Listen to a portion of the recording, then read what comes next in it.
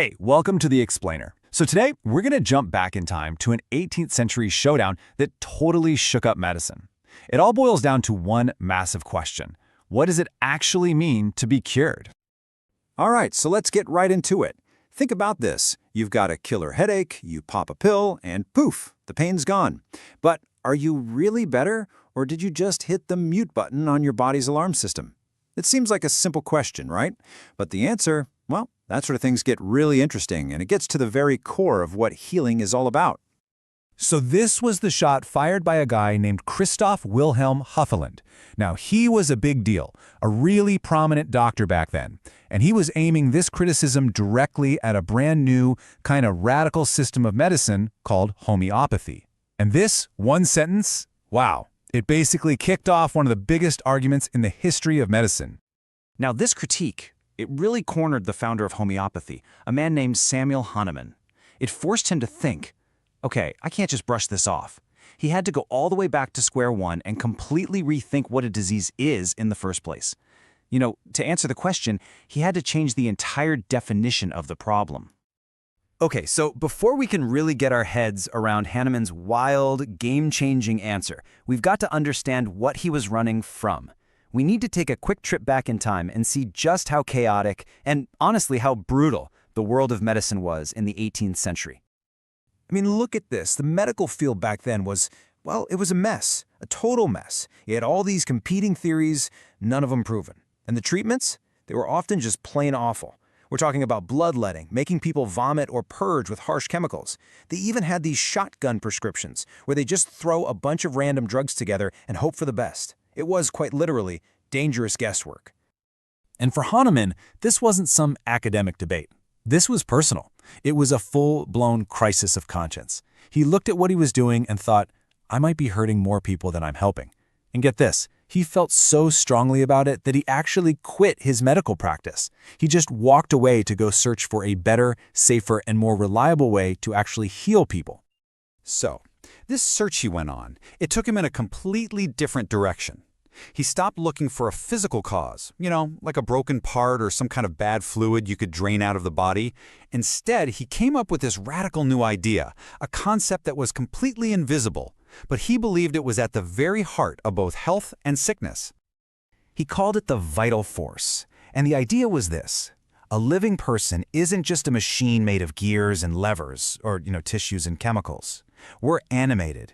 There's a dynamic, almost spirit-like energy flowing through us that intelligently governs everything, keeping our bodies in a state of balance and health. And right there, that's the fundamental clash of ideas. The old-school thought, disease is a thing. It's a physical problem you can see, you can cut out, you can drain. But Hahnemann's view, totally different. He said disease is something much more subtle. It's a disturbance, a derangement in that unseen, animating energy. So for him, the tumor wasn't the disease. The real disease was the energetic imbalance that allowed the tumor to grow. Now, I know this sounds a bit out there, right? An invisible force? So to make it easier to grasp, Hahnemann used this great analogy, a magnet. Think about it. You can't see a magnetic field. There are no strings or wires pulling iron filings toward it, but you can absolutely 100% see its powerful effect. The vital force, he said, is just like that, invisible, but with very real, very powerful effects. Okay, but this brings up a huge, obvious question, doesn't it? If the real disease is some invisible disturbance in this vital force, then how on earth is a doctor supposed to see it? How can you treat something you can't even perceive? And this is where Hahnemann's genius really shines through. His answer was symptoms. Symptoms are the body's language. That cough, that fever, the nagging pain, even your anxiety. He said those aren't the disease itself. They are the outward signs, the only way that this internally suffering vital force can scream for help and make its invisible struggle visible to the outside world. So the logic kind of goes like this. First, something invisible messes with the vital force. Second, that internal disturbance has to express itself somehow, on the outside. Third, those expressions are all the signs and feelings we call symptoms. And here's the kicker, number 4. The totality of all of them, every single little ache, weird food craving, or mood swing, isn't just a random checklist. Together, they paint a perfect, unique picture of exactly what's gone wrong on the inside. All right, so now that we have this whole new framework in our heads, let's go all the way back to the beginning. Let's go back to Hufeland's powerful accusation. You're just getting rid of the symptoms, but the disease is still there. Now, if we geek out for a second and look at Hahnemann's original German text, he uses two really specific words that make his point crystal clear. He was interested in the Zufälle, which are the actual root causes, the dynamic disturbances, but he said the only way we can ever know about them is through the Erscheinungen, the perceptible phenomena, or, you guessed it, the symptoms. So here it comes, the logical checkmate. If you follow his train of thought, if you accept that the real disease is this invisible disturbance of the vital force, and you accept that the totality of symptoms is the one and only way that disturbance ever shows itself to us, then what else can you conclude? When you make the entire picture of suffering disappear, all the symptoms gone, and they stay gone, it must mean you fixed the internal problem that was creating the picture in the first place. The reflection disappears from the mirror because the thing being reflected is no longer broken. And that right there is Hahnemann's brilliant answer to Hufeland. See, Hufeland's whole argument was based on the idea that symptoms and disease are two different things. But Hahnemann's counter is, no, you've got it all wrong.